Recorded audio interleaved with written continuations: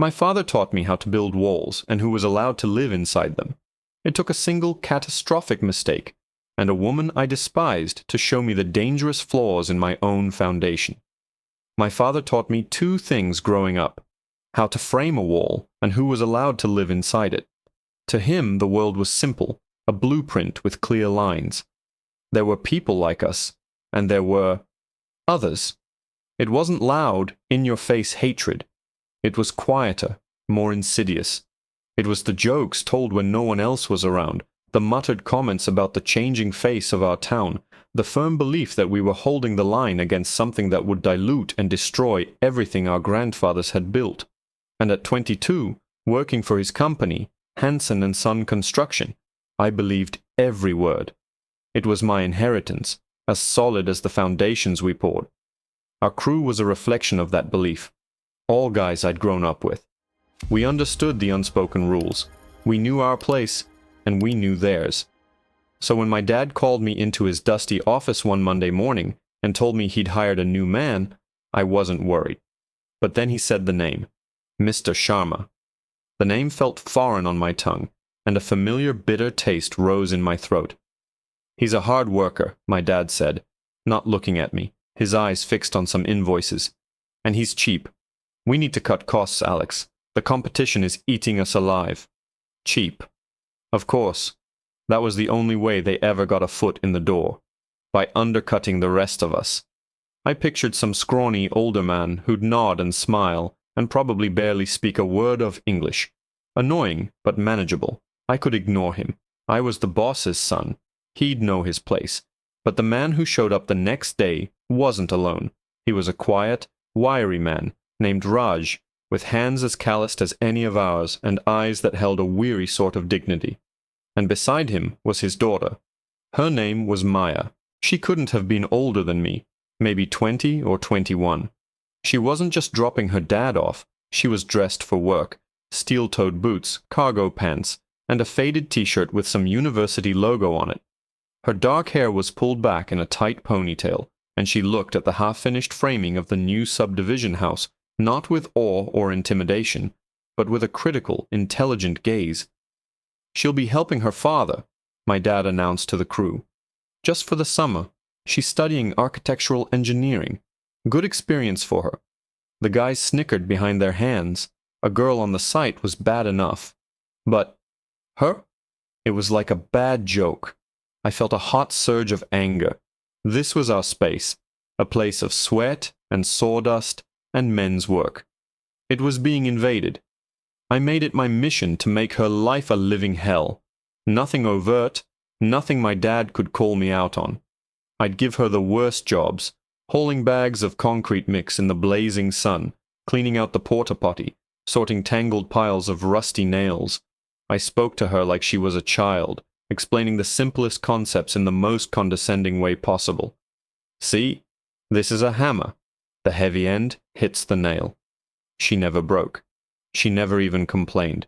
She'd just look at me with these dark, unreadable eyes, a flicker of something, amusement, pity, crossing her face before she'd simply nod and do the work.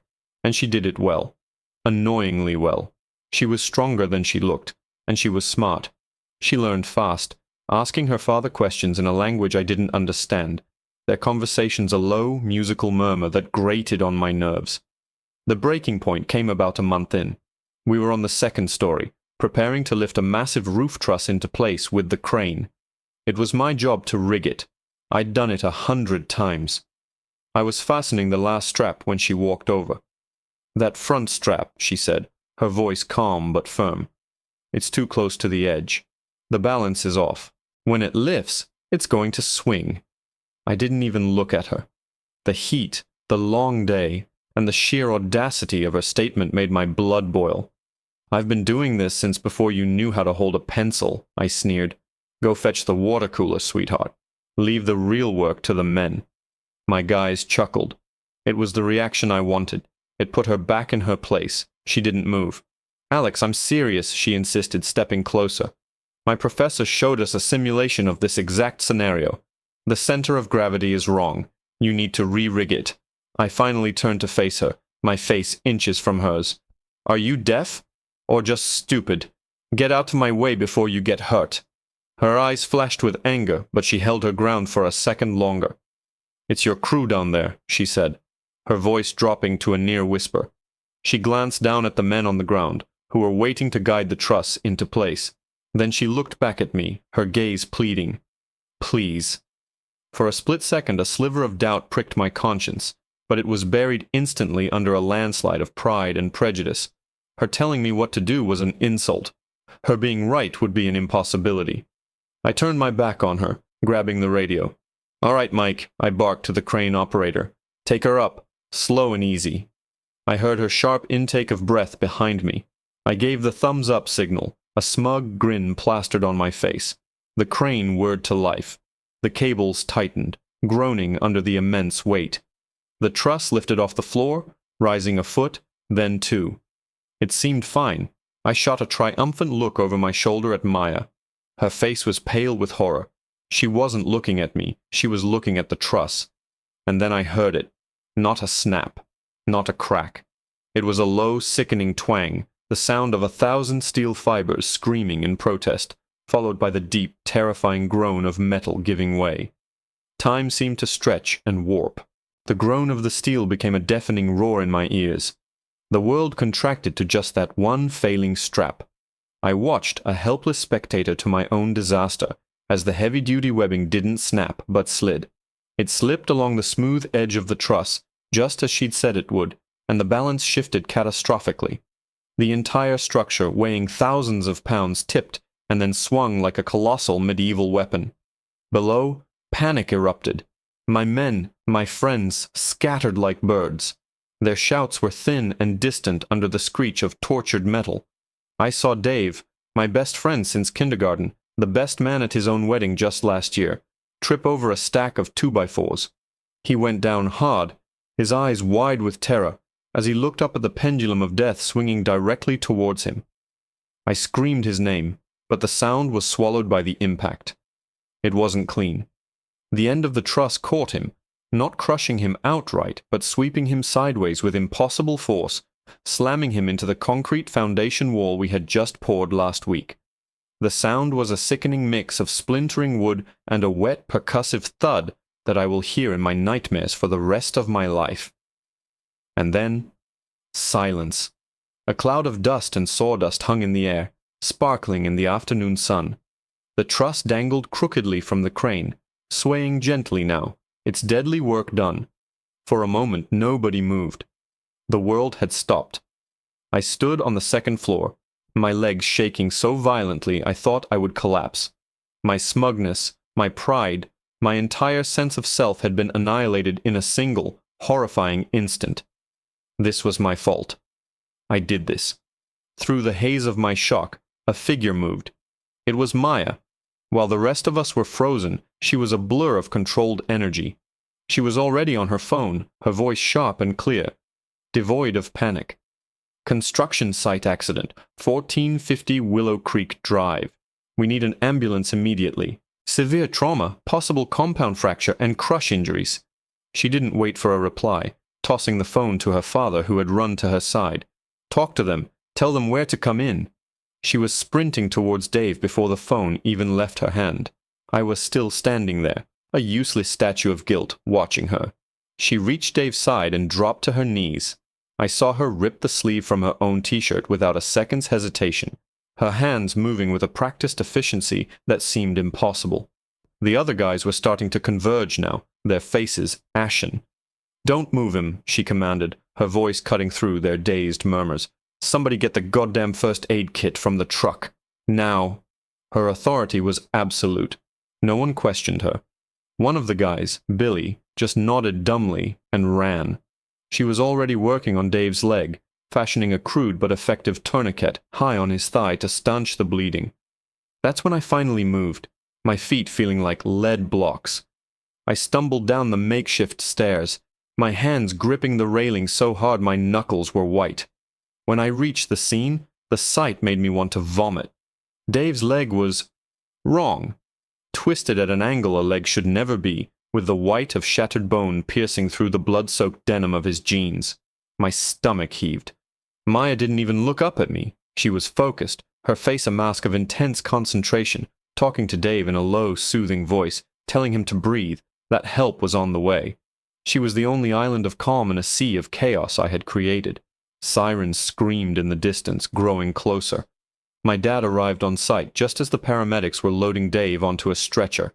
He took in the scene, the dangling truss, the blood on the concrete, Maya holding pressure on Dave's leg, and me, standing off to the side, covered in a fine layer of sawdust and shame. His eyes met mine, and the look he gave me was colder and harder than any foundation we had ever poured.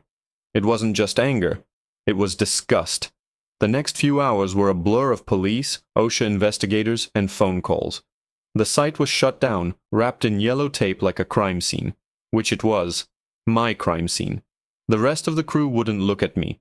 They spoke in hushed tones, their words of anger and fear just out of my earshot, but their message was clear. I was an outcast. That evening, in his office, my dad didn't yell. It was worse. He spoke in a low, seething voice that promised a wrath far deeper than shouting ever could. Dave might lose his leg, Alex. Did you know that? They're trying to save it, but the doctor said the damage is massive. His wife is at the hospital. She's pregnant. Each word was a physical blow. I couldn't speak. I had no defense. The investigator already took preliminary statements, my dad continued, his eyes boring into me. She spoke to everyone, including Maya Sharma. He paused, letting the name hang in the air between us. It's a good thing she did. Her testimony is the only thing standing between Hansen & Son Construction and a corporate manslaughter charge. She told them everything. How she identified the risk, how she calculated the center of gravity was wrong, how she warned you, specifically, and you told her to fetch the water cooler. I flinched as if he'd slapped me. He leaned across the desk, his face a granite mask of fury. Our insurance will be astronomical. We'll be lucky if we aren't sued into oblivion by Dave's family. Our reputation is shot, and it is all on you. He let that sink in, the silence in the office thick with my failure. So here's what's going to happen, he said, his voice dropping to a deadly whisper. As of tomorrow morning, Maya Sharma is the new acting site safety supervisor for this project. The only way we survive the OSHA review is by showing we've taken immediate and drastic corrective action. And you will report directly to her. Every task, every nail, every single thing you do on that site goes through her first. If she tells you to dig a ditch with a spoon, you will ask what size. If you so much as look at her the wrong way, if you give her 1 ounce of disrespect, you are out. Not just off the site. Out of this company, out of this house, and out of my life. Am I making myself clear? The silence that followed his ultimatum was absolute. The only sound was the frantic pounding in my ears. Reporting to her. The girl I'd ridiculed, the person whose very presence on my site felt like a personal insult, was now my boss. It was a humiliation so profound I felt it in my bones. It was a punishment perfectly designed to flay me alive, layer by layer. I could only nod, my throat too tight to form words. He saw my acquiescence and dismissed me with a wave of his hand, turning back to his paperwork, as if I no longer existed. The next morning was the longest walk of my life. The yellow tape was still up, but a small section had been cleared for the crew to gather. The atmosphere was thick with a toxic mix of fear, anger, and resentment, and it was all directed at me. My old friends, the guys I'd shared beers and laughs with, wouldn't meet my gaze. They huddled together, speaking in low tones, and went quiet as I approached. I was a pariah. Then she arrived. Not with her father this time. She drove up in a beat-up old Honda, carrying a hard hat that looked brand new and a clipboard that looked like a weapon. She wasn't wearing a faded t-shirt anymore. She had on a crisp, high-visibility vest and new work pants. She looked official. She looked in charge. She gathered us all together, her expression unreadable. I expected her to gloat, to lord her new power over me. I braced for a speech about how my arrogance had nearly killed a man, for her to single me out and tear me down in front of everyone. But she didn't. The site is on a safety stand-down until the primary OSHA investigation is complete, she began, her voice steady and clear, projecting over the low hum of traffic from the nearby road. My job is to conduct a full internal safety review and implement new protocols. No one touches a power tool. No one climbs a ladder. No one moves a single piece of material until I've personally cleared it. We're going to start by walking the entire site, top to bottom, and identifying every single potential hazard. Every one. She looked at the assembled crew, her eyes sweeping over each man, lingering on me for just a fraction of a second longer than the others. My name is Maya Sharma. I'm your new safety supervisor. If you have a problem with that, the gate is right there. Otherwise, grab your hard hats. Let's get to work. No one moved. The challenge hung in the air, heavy and unspoken.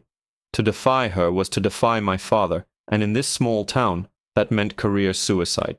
One by one, the guys grudgingly grabbed their gear. I was the last. For the next week, she ran us ragged.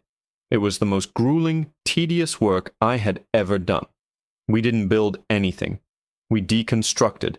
We audited. Maya was meticulous, a walking encyclopedia of safety regulations and engineering principles. She had us check the torque on every bolt, inspect every power cord for fraying, document the load capacity of every scaffold.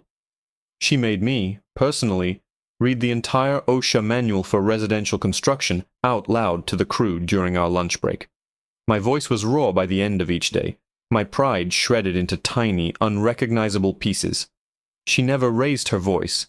She never showed emotion. She just gave orders. Alex, that rebar needs to be capped. Now. Alex, check the fall arrest harnesses for wear. Document everything. Alex, clean up that spill. It's a slip hazard. I did it all, my teeth clenched, my replies a clipped, "Yes, ma'am." Each ma'am felt like swallowing broken glass. I was a machine, fueled by shame and resentment.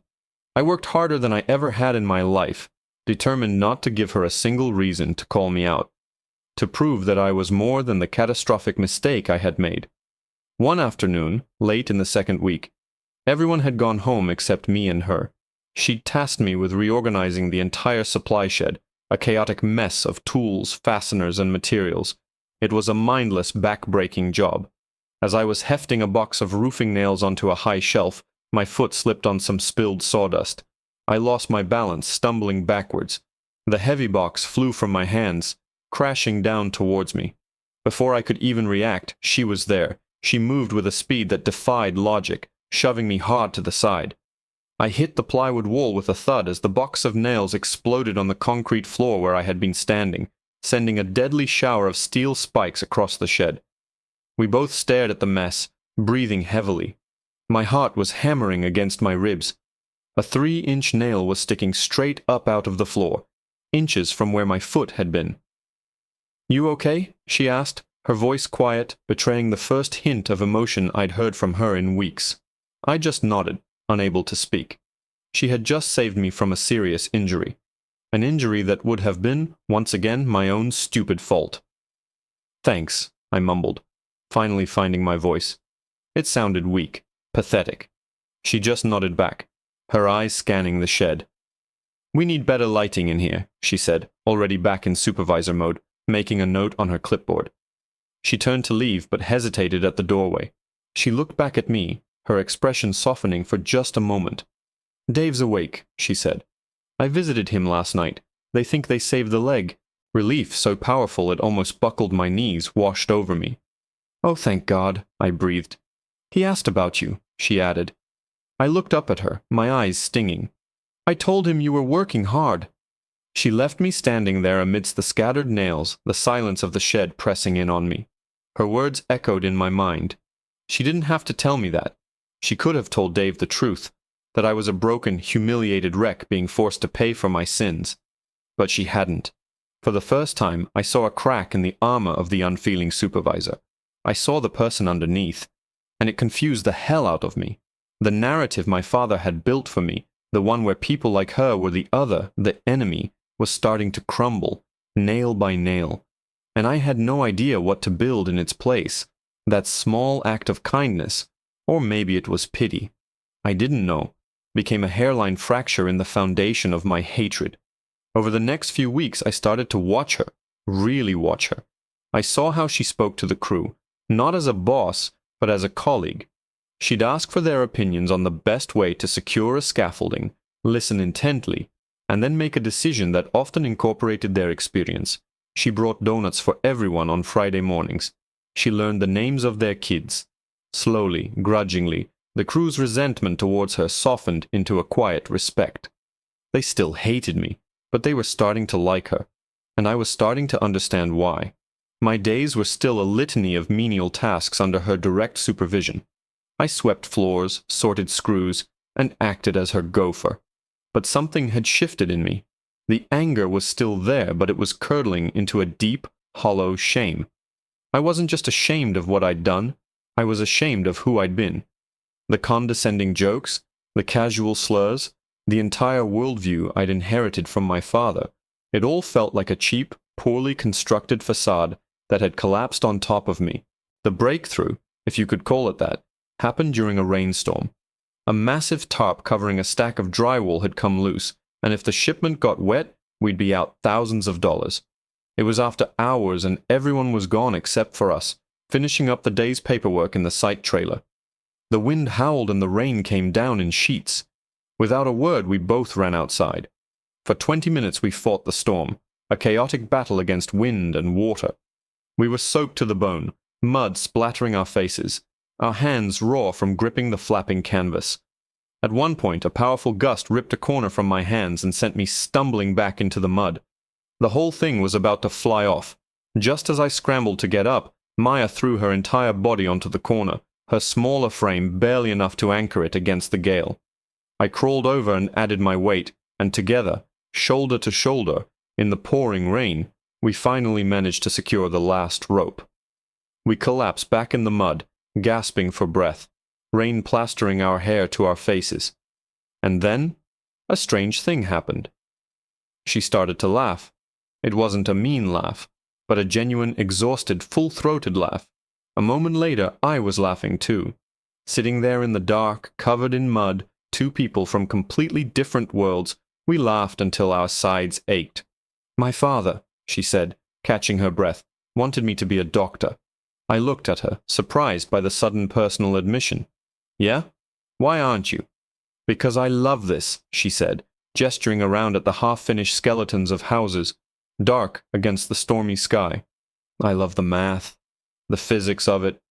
Taking an idea, a drawing on a piece of paper, and making it stand up against a storm like this. It feels real." We walked back to the trailer in a comfortable silence. As she was packing up to leave, I finally worked up the courage. "Maya," I said, my voice feeling rough and unfamiliar. I'm sorry. For everything. For how I treated you. For what I said. For Dave." She stopped what she was doing and looked at me, her dark eyes searching my face. She saw the shame, the regret, the pathetic crumble of the man I used to be. She gave a small, slow nod. "I know, Alex. It wasn't forgiveness, not yet, but it was an acknowledgement. It was a start." The next day, I went to the hospital. Walking into Dave's room was harder than fighting the storm. His wife, Sarah, was there, and she shot me a look of pure venom. But Dave, his leg caged in a monstrous metal contraption of pins and bars, just looked tired. I stood at the foot of his bed and apologized. I told him it was my fault, that I was arrogant and stupid, and that there was no excuse. I told him I would spend the rest of my life trying to make it right. I started by giving my entire savings account to them, a pathetic offering against the mountain of their medical bills. I started working double shifts, taking on side jobs, anything to send more their way. My dad saw the change in me. He didn't say anything, but the cold disgust in his eyes began to thaw. The site reopened. Under Maya's supervision, it became the safest, most efficient job site Hansen & Son had ever run. And I became her best student. I learned the regulations. I learned to see the hidden dangers. I learned to respect the physics of a build, not just the brute force of it. We still weren't friends, not really, but we were a team. One day my dad called me into his office. Maya was there too. I braced myself for the worst. "OSHA closed their investigation," my dad said, his voice flat. "We've been fined, heavily. But because of the new safety protocols, and because of Miss Sharma's glowing review of your cooperation," he said the word like it tasted strange, We're being allowed to continue operations, no criminal charges. He looked from me to Maya. She's recommended you for a promotion, assistant safety supervisor. And I was stunned. I looked at Maya, but she was just looking at my dad, her face professional and calm. He earned it, she said simply. He knows the code better than anyone now. My world hadn't just been changed. It had been demolished and rebuilt from the ground up. The blueprint my father had given me was gone, replaced by something more complex, more difficult, but infinitely more real. The lines weren't so clear anymore. My father never changed his old-fashioned views, but he learned to respect Maya's results, if not her heritage. That was the most I could hope for from him. As for me, I had a new foundation. It wasn't built on old prejudices and inherited hate, but on the hard lessons of humility, the solid bedrock of respect, and the unexpected life-altering guidance of a girl who saw a fatal flaw in my design and had the courage to tell me, even when I refused to listen. She didn't just save Dave's leg, or the company. She saved me from the wreckage of the man I was supposed to be.